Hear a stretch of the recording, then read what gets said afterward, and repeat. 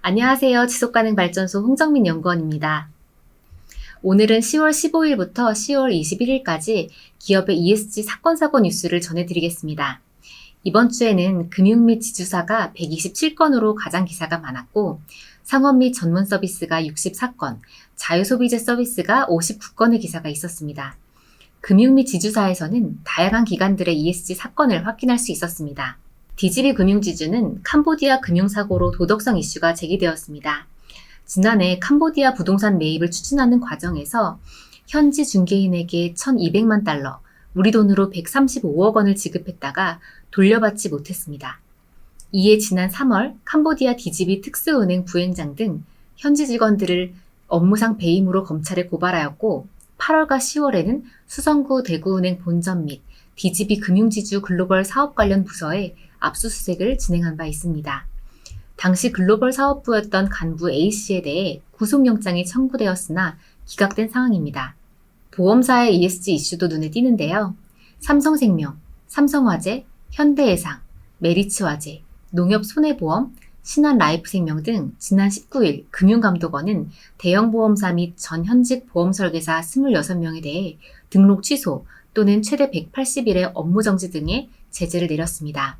이유는 보험 사기였는데요. 일반적으로 보험은 질병에 대해서만 보상을 합니다. 그런데 포경수술을 귀두포피염이라는 병명의 허위진단서를 꾸며 보험금을 챙겼는데요. 이 밖에도 비타민 주사를 맞고도 질병을 치료할 목적으로 면역력 강화제를 처방받은 것처럼 허위진단서를 받는 등의 사기였습니다. 이로 인해 생명손해보험사들의 리스크 관리 부실 위험이 높아졌습니다. 상업 및 전문 서비스에서도 한국토지공사를 비롯한 다양한 기관에 ESG 사건 사고가 있었습니다. 한국토지공사에서는 부동산 투기로 LH 직원이 1년 6개월 선고를 받았고, 리스크 관리 부실 이슈가 포착되었습니다. 그 밖에도 평택의 고덕 신도시 입주민들이 LH를 대상으로 진상규명을 촉구하는 진정서를 경찰에 제출했는데요. 고덕면 해창리 일대에 매립되어 있던 폐기물을 적절한 처리 없이 불법으로 고덕 신도시 조성 성토재로 사용했다고 주장하고 있습니다. 화학물질 및 오염사고 이슈 점수는 현재 2.2로 높은 수준입니다. 그리고 최근 1년 동안 여러 차례 일어났기 때문에 레드 플래그가 표기되었습니다. 지난 8월 통영 폐조선소에서도 오염된 토양 정화 방식으로 논란이 된 적이 있었습니다. 현재 한국토지공사의 기업 리스크는 4.9로 심각 단계에 있습니다. 한국토지공사에서 여러 차례 환경사고 이슈가 제기된 것처럼 요즘 환경 이슈들이 많이 눈에 띄는 것 같습니다. 그래서 오늘은 이번 주에 포착된 환경 이슈들과 기업들을 조금 더 살펴보는 시간을 가져봤습니다. 서희건설은 경주 지역의 쓰레기를 소각하는 경주 소각장에서 폐수와 침출수가 무단으로 방류되고 있다는 의혹이 있었고, 소각장 내 폐수, 침출수 무단 방류는 사실로 확인되었습니다. 화학물질 및 오염사고 이슈였고요. 영풍 역시 환경물질 및 오염사고 이슈가 포착되었습니다. 지난 18일 석포제련소 및 경북도에 따르면 폐수 0.5톤이 무단 배출된 것으로 조사되었습니다. 또한 최종 방류된 70여 톤도 배출 허용 기준을 초과하여 조업정지 처분을 받았습니다. 이후로 제련소 측은 소송을 제기하였고, 1심 재판부에서는 경북도의 손을, 2심에서는 제련소 측 주장이 일부 수용되었습니다.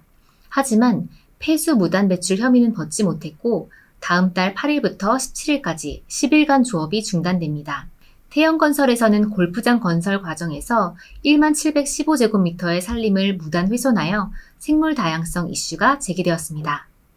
마지막으로 SKENS입니다. 기후변화 이슈가 포착되었는데요. SKENS가 호주에서 추진하고 있는 바로사, 칼디타 가스전 개발 사업을 둘러싼 논란입니다. 호주 환경단체 주빌리 연구소, 노던 테리토리 주 환경센터, 일본 환경지속사회 연구센터, 한국기후솔루션 등 국내외 환경단체는 상업 폐지 청원과 소송을 제기하였습니다. 가스전에서 연간 350만 톤의 LNG를 생산, 수송하는 과정에서 390만 톤의 온실가스를 배출하게 되는데요. 즉, 온실가스 배출이 LNG 생산량보다 더 많은 것을 의미합니다.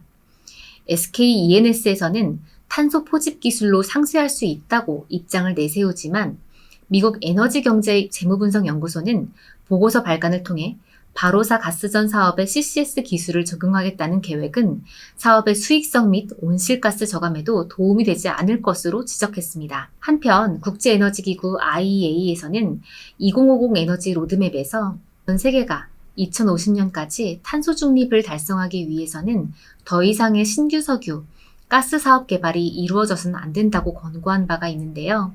향후 어떤 결론으로 매듭지어질지 지켜봐야 될 것 같습니다.